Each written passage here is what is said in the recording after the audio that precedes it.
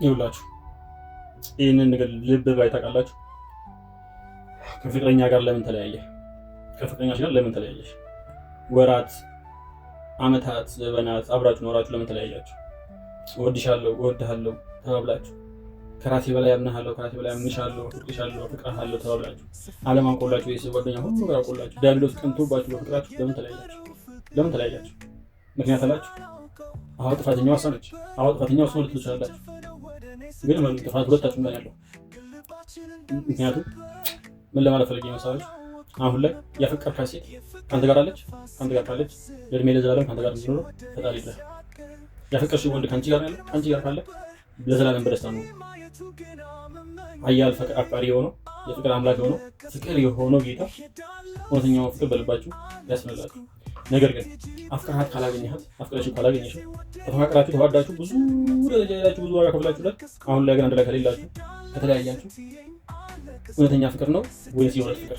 ይህን እናንተ መልሱት። ነገር ግን አንቺ ጥፋተኛ እሱ ጥፋተኛ ከመባባላችሁ በፊት አንድ ነገር አስተውሉ። እውነተኛ አንድ ነገር አስተውሉ። ፍቅር ኃያል በጣም እጅግ በጣም ደስ የሚለው የውረት ሲሆን ግን ፍቅር ራስ ወዳድ ያደርጋል። የውረት ፍቅር ራስ ወዳድ ያደርጋል። የምትወዱትን ብቻ ትከተላላችሁ። እናንተ የምትወዱ ሰው ሲወዳችሁ፣ እናንተ የሚወዳችሁን ሰው ደግሞ ዞራችሁ አታዩት። ስለዚህ የዛ ስቃይ እናንተ ላይ፣ የእናንተ ስቃይ ደግሞ እዛኛው ላይ ድና ራስ ወዳድ ይሆናል ማለት ነው። የውረት ሲሆን እውነተኛ ፍቅር ሆኖ ግን ከተለያያችሁ እመኑ አንድ ነገር ጎዶሎነት አለ ማለት ነው። አንድ ነገር ጎዶሏል ማለት ነው። የሆነ ነገር ስታችሁ ማለት ወጣችሁ።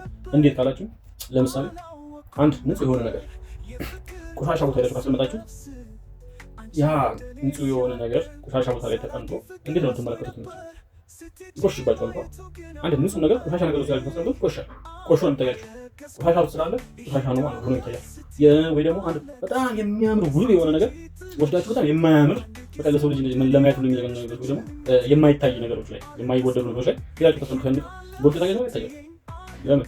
ምክንያቱም ቦልቶ የሚታያችሁ ያ ስተቱማ ያ የማያምረው የደንዝዘው ወይ ደግሞ የማያምረው ሰዎች የሚያወዱት ለይታ ራሱ የማይወደደው ነገር ላይ ነገር መጣው እንጂ የሚያምረው ነገር አታዩ። ስለዚህ አንድ በጣም ንጹህ የሆነ ነገር ወይ ደግሞ በጣም የሚያምር ነገር ታስቀምጡት የሚገባው ነው። ንጹህ የሆነ ቦታ ላይ በጣም የሚያምር ቦታ ላይ ያ ነገር ሲቀመጥ ውበቱ ይበልጥ እየደመቀ ይሄዳል። ልክ እንደዚህ ሁሉ በልባችሁ ያለውን ፍቅር የምታፈቅራት ሴት ፍቅርህን ንጹህ ልብ ውስጥ ማስቀመጥ ያለብህ። ፍቅር ክብር ያለው ቦታ ላይ ነው። ንጹህ የሆነ ልብ ውስጥ ነው መቀመጥ ያለብህ። የሚያስፈልገው ያ ስለሆነ ምክንያቱም አምላክህን የቆሸሸ ቦታ ላይ ወይ ደግሞ አምላክህን የሚጠራጠር ልብ ላይ ወይ ደግሞ አምላክህን የሆነ በቃ ከብዙ እንከኖች ጋር ከጥፋቶች ጋር ከስህተቶች ጋር ከቆሻሻ ጋር ማስቀመጥ በጣም ይከብዳል። በጣም ስለዚህ አምላክህን አክብረኸው ለአምላክ የምትሰጠውን ቦታ ያህል ፍቅርህንም አክብረኸው ለፍቅርህ የምትሰጠው ቦታ ንጹህ ሊሆን ይገባል። የምትሰጪው ቦታ ንጹህ ሊሆን ይገባል። ስለዚህ ፍቅርሽን በንጹህ ልብ ውስጥ አስቀምጠሻለሁ። ፍቅርህን በንጹህ ልብ ውስጥ አስቀምጠዋለሁ። ምናልባት እናንተ ሊለያያችሁ ፍቅር ቦታውን አጥቶ ነው ይችላል። አያችሁ፣ ፍቅር የራሱ የሆነ ቦታ ነው ሊቀመጥ ትንከባከቡት የሚገባው የራሱ የሆነ መስፈርት አለ።